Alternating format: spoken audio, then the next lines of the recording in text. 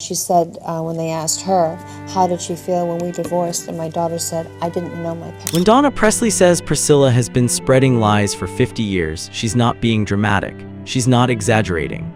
She's stating a fact that the entire world has somehow agreed to ignore because the woman telling the lies had the loudest microphone and the best PR team money could buy. Let's talk about the 3 biggest lies Priscilla Presley has sold to the world. 3 lies that have shaped how we see Elvis, how we understand his legacy, and how we've completely missed what actually happened to his family after he died. Lie number 1, that Priscilla was Elvis's devoted partner right up until the end. That she remained emotionally connected to him, that she cared deeply about his well-being, that their divorce was just a legal formality but their bond stayed strong.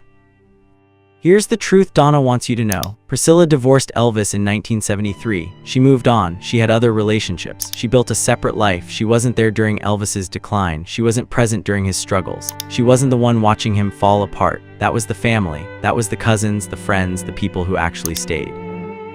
But when Elvis died in 1977, suddenly Priscilla reappeared as the grieving widow, positioning herself as the person who understood him best, who loved him most, who deserved to speak for him forever. That's a lie, and it's a lie that made her millions. Lie number 2, that Priscilla saved Graceland from financial ruin. This is the big one. This is the lie that turned her into a hero. The story we've all been told is that the estate was collapsing, that bankruptcy was imminent, that without Priscilla's brilliant decision to open Graceland to tourists, everything would have been lost. Donna says that's fiction.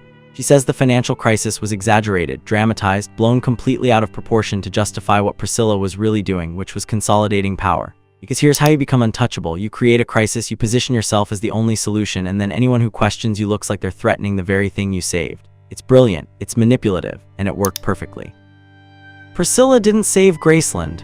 She took it over during a moment when the family was too grief-stricken and too scared to fight back, and then she spent decades rewriting that takeover as a rescue mission. Lie number 3, that everything she did was to protect Lisa Marie's inheritance. That every decision, every business move, every dollar that flowed through Elvis Presley Enterprises was carefully managed to benefit Elvis's daughter. Ask yourself this. If Priscilla was protecting Lisa Marie's inheritance, why did Lisa Marie die in financial chaos? Why was she struggling with debt while her mother controlled an empire worth hundreds of millions? Why did Lisa Marie, Elvis's only child, the sole heir to everything he built, why did she feel like an outsider in her own father's legacy? And here's the most damning evidence of all. Why did Lisa Marie cut Priscilla completely out of her trust before she died? That wasn't a rash decision. That wasn't anger. That was Lisa Marie, after a lifetime of watching her mother operate, saying very clearly, I don't trust you. I don't want you controlling anything after I'm gone. I want my children, specifically Riley, to have what's mine without you anywhere near it. That's not the action of a daughter who felt protected. That's the action of a daughter who felt exploited. These aren't small lies. These aren't innocent misunderstandings. These are strategic fabrications that Priscilla used to build an empire for herself while erasing the people who should have mattered most. And Donna watched it happen. She watched Priscilla take control of every narrative, every interview, every documentary, every book. She watched her become the executive producer on projects about Elvis so she could control exactly what got said and what got buried. She watched family members try to tell their stories and get shut down, threatened, or ignored because they didn't fit Priscilla's carefully crafted mythology. This is what Donna means when she says Priscilla has been spreading lies, because a lie isn't just saying something false. A lie is controlling reality so completely that the truth can't even get a hearing. For 50 years, Priscilla owned the truth about Elvis. She decided what people knew, what they believed, what they celebrated. She turned herself into the sole authority, the only credible voice, the singular keeper of his memory. But here's what she didn't count on. She didn't count on Donna speaking up. She didn't count on the family finally saying enough. She didn't count on the possibility that people might actually want to hear what really happened instead of the sanitized, profitable version she's been selling. So let me show you what Priscilla doesn't want you to know. Let me show you how she rewrote history, erased a family, and built a fortune on lies that are finally about to crumble. Here's how you steal someone's legacy. You don't just take control of their property or their money. You take control of their story. You become the only voice people hear when they think about that person. And that's exactly what Priscilla did to Elvis. Donna watched it happen in real time. She watched Priscilla systematically position herself as the sole authority on who Elvis was, what he believed, how he lived, what he would have wanted. And she did it so effectively that for 50 years, nobody questioned it. Nobody asked the obvious question: why is the ex-wife who divorced him 4 years before he died the person controlling his entire narrative? Think about what that means. Priscilla wasn't there during Elvis's final years. She had moved on with her life, she had other relationships, she was building her own career, pursuing her own interests. The people who were actually present during Elvis's decline, during his struggles, during the hardest parts of his life were his family, his cousins, his childhood friends, the people who knew him before fame, who stayed with him through fame, who were there when fame was destroying him. Those are the people who actually knew Elvis, not the sanitized public Elvis, not the icon, the real man, the complicated, generous, struggling, brilliant, flawed human being. But when Elvis died, Priscilla made sure those voices didn't matter. She did it through media control. Every major documentary about Elvis, Priscilla had approval rights. Every book deal, every interview, every TV special, Priscilla was either directly involved or had the power to shut it down if she didn't like what was being said. She positioned herself as an executive producer on projects about Elvis's life, which sounds prestigious until you realize what it actually means. It means she controlled the narrative. It means stories that didn't fit her version got cut. It means family members who tried to share their memories were told, no, that's not how we're telling this story. That doesn't work with the brand. The brand, that's what Elvis became under Priscilla's control. Not a person, a brand, and brands need consistency. They need a clean narrative. They need a spokesperson who can stay on message. Priscilla made herself that spokesperson, and anyone who deviated from her message became a problem to be managed. Donna describes family members who tried to speak publicly about their experiences with Elvis. Cousins who wanted to share stories about his generosity, his sense of humor, his struggles with fame. Relatives who had been part of his inner circle and had genuine memories, real insights, authentic connections to who he was. They were shut down, sometimes politely, sometimes through lawyers, sometimes through Priscilla's team quietly telling producers and journalists, if you platform those people, you won't get access to Priscilla, and without Priscilla, you don't have a project.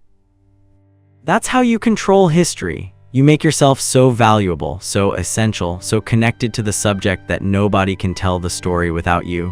And once you're essential, you get to decide what the story is.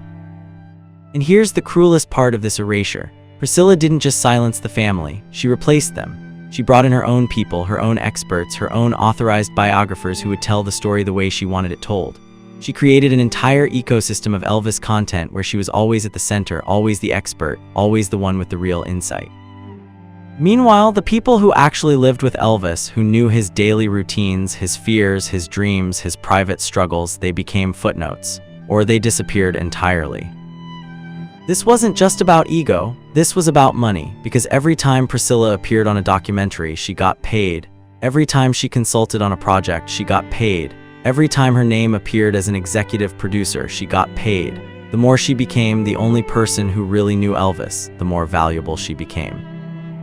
She turned authenticity into a commodity, and she was the sole supplier. But here's what exposes the entire con. Lisa Marie, Elvis's own daughter, the person who should have had the most direct, unfiltered connection to her father's memory. Lisa Marie had to learn about her father through her mother's storytelling. She had to sit through interviews where Priscilla explained who Elvis was, what he believed, what kind of father he was, and Lisa Marie knew it was filtered. She knew it was strategic. She knew her mother was shaping the narrative to serve her own interests. Donna watched the distance grow between them over the years. She watched Lisa Marie become increasingly uncomfortable with how her mother had positioned herself as the eternal keeper of Elvis's flame, because it wasn't about honoring Elvis. It was about Priscilla maintaining relevance, maintaining income, maintaining power. You don't cut your mother out of your trust if you believe she's been protecting your father's legacy. You cut her out because you've seen what she's really been doing. You cut her out because you know that when you're gone, she'll do to your legacy what she did to your father's. Lisa Marie knew, and before she died, she tried to stop it. That's why Riley is fighting now. That's why Donna is speaking now, because the lies have to end somewhere, and 50 years is long enough.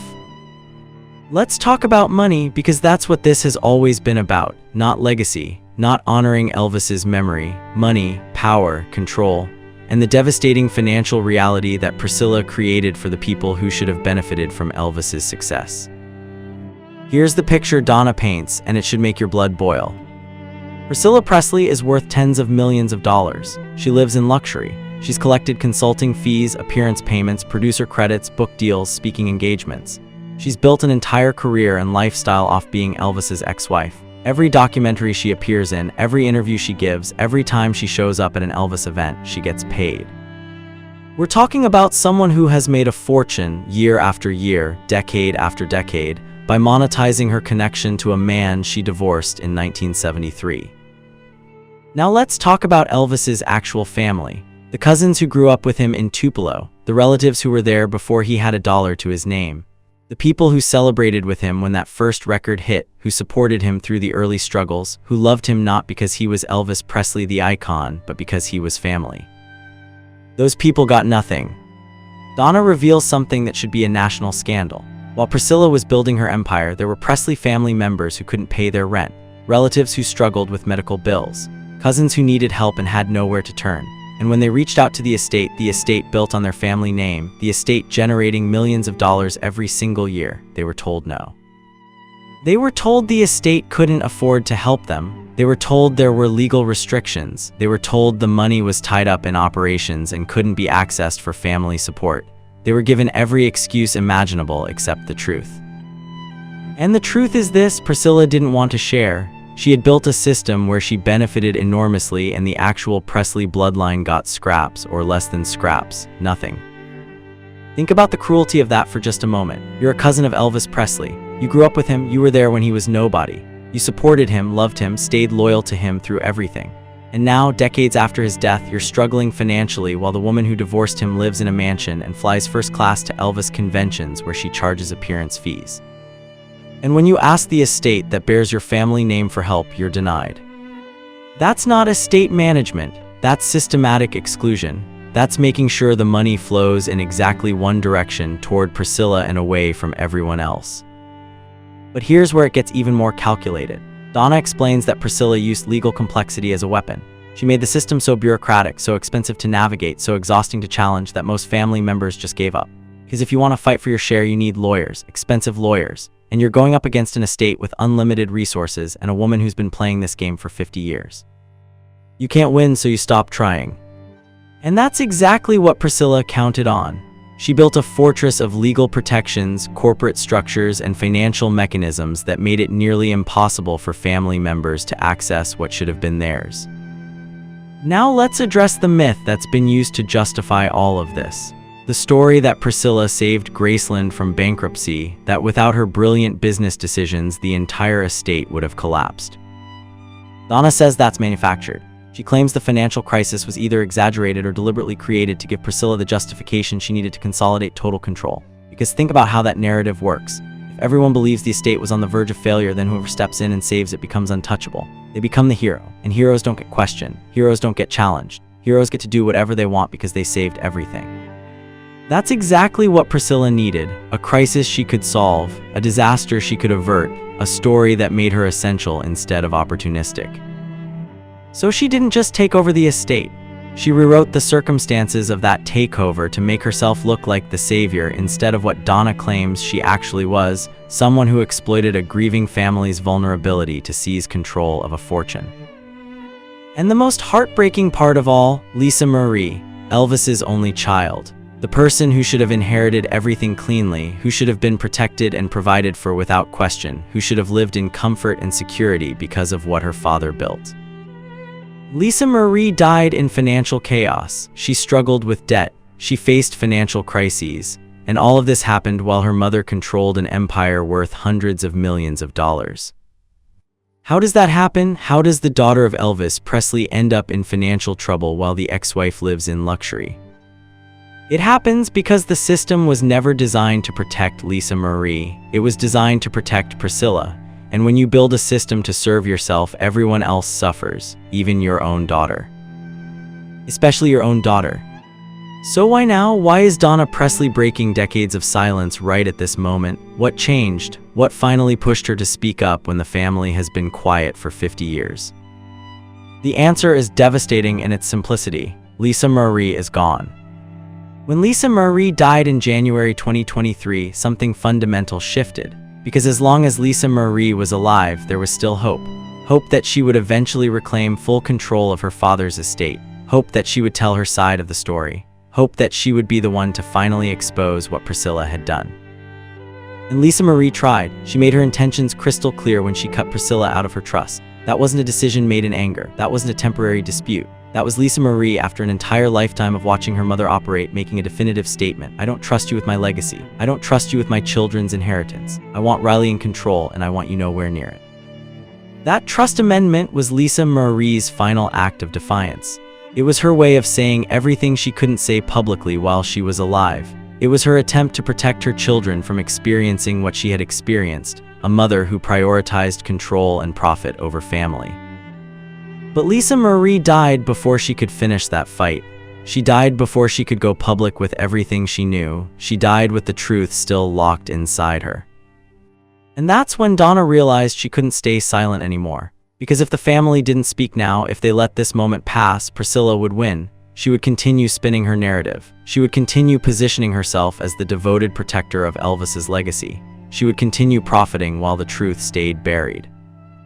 Donna made a choice, a dangerous choice, a choice that will make her a target. She decided that Riley shouldn't have to fight this battle alone.